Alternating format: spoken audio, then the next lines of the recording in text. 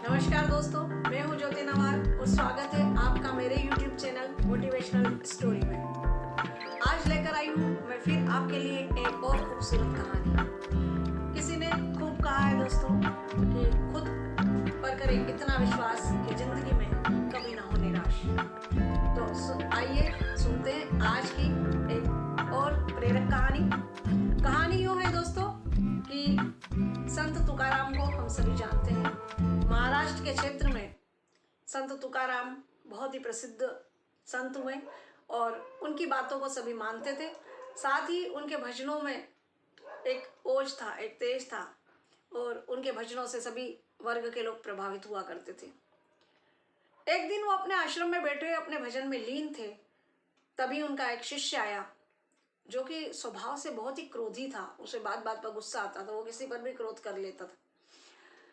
उसने आके पूछा कि महात्मा जी, आप ऐसा कैसे हो सकता है कि आपका स्वभाव हमेशा एक सा रहता है? आप कभी किसी पे क्रोध नहीं करते, आप किसी से लड़ते नहीं, झगड़ते नहीं।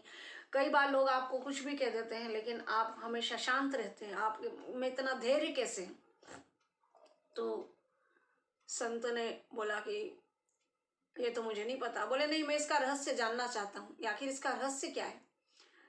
संत ने कहा कि देखो, मैं इसका रहस्य तो नहीं जानता, लेकिन मैं तुम्हारी जिंदगी का रहस्य जरूर जानता हूं। जो शिष्य था उसको बड़ा आश्चर्य हुआ और उसने कहा कि अच्छा, आप मेरी जिंदगी का रहस्य जानते तो कृपया मुझे बताइए कि क्या है मेरी जिंदगी में आगे।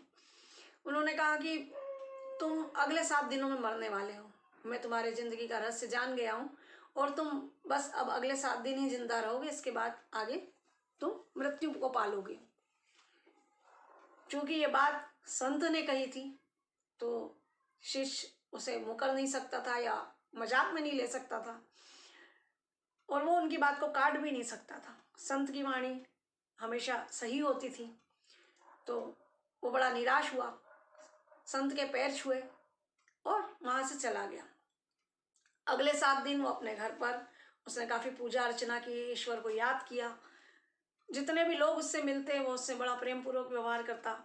कोई उस पर गुस्सा भी करता तो वो कभी उससे नाराज नहीं होता। छोटे बच्चों से उसने बहुत सारा प्रेम किया, अपने बुजुर्गों का कहना माना, अपने बुजुर्गों से आशीर्वाद लिया। जहाँ भी कोई भी उसको मिल जाता, इधर उधर जाता हुआ, वो झुक कर उनको प्रणाम करता, उनके पैर छूकर आशीर्वाद लेता। और इस तरीके से धीरे धीरे उसने अपने उन सारे तमाम रिश्तेदारों से भी उसने मुलाकात की कि जिससे वो कभी अपनी ज़िंदगी में नाराज हुआ था, कभी लड़ा था, कभी विवाद हुआ था, उन सब से जाकर उसने अपनी माफ़ी मांगी कि मुझे माफ़ कीजिए, शायद हो सकता है कि गलती मेरी हो। इस तरीके से 6 दिन गुजर गए, 7वां दिन आ गया। जब 7वां दिन आया तो शिष्य ने सोचा कि मैं अपने संत के भी आशीर्वाद ले लेता हूँ, महात्मा से भी मिल लेता हूँ। वो पुनः आश्रम आया और संत के पैर छूकर बोला कि महाराज, आज मेरे 6 दिन पूरे हो गए, 7वां दिन है। कभी भी मृत्यु आकर मेरा वर्ण कर लेगी तो आप मुझे आशीर्वाद दीजिए कि मैं मृत्यु को प्राप्त हो जाऊं खुशी खुशी। संत ने कहा कि ये तो ठीक है, लेकिन मुझे ये बताओ कि पिछले जो 6 दिन थे, 7 दिन थे, वो तुम्हारे कैसे गुजरे? क्या किया तुमने इन 7 दिनों में?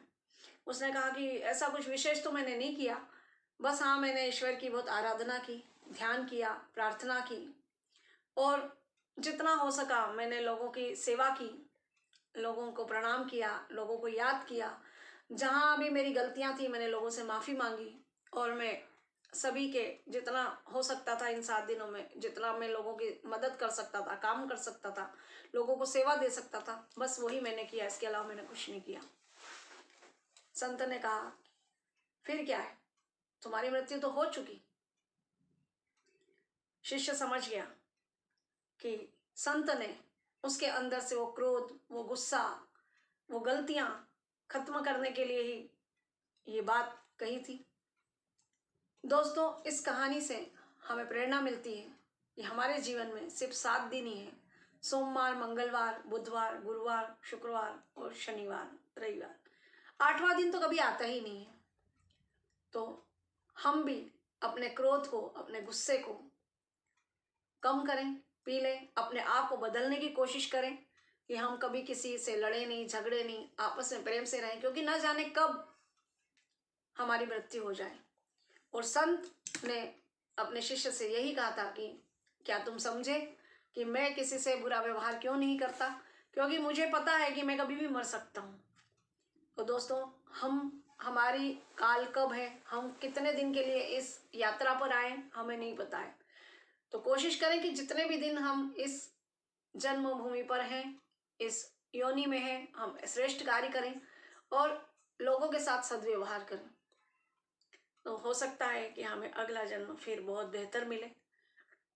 तो खुद को तराशें ऐसा कि लोग बनना चाहें आपके जैसा। आज की मोटिवेशनल स्टोरी इतनी ही। फिर मिलते हैं अगले सप्ताह एक नई स्टोरी के साथ। धन्यवाद। नमस्ते।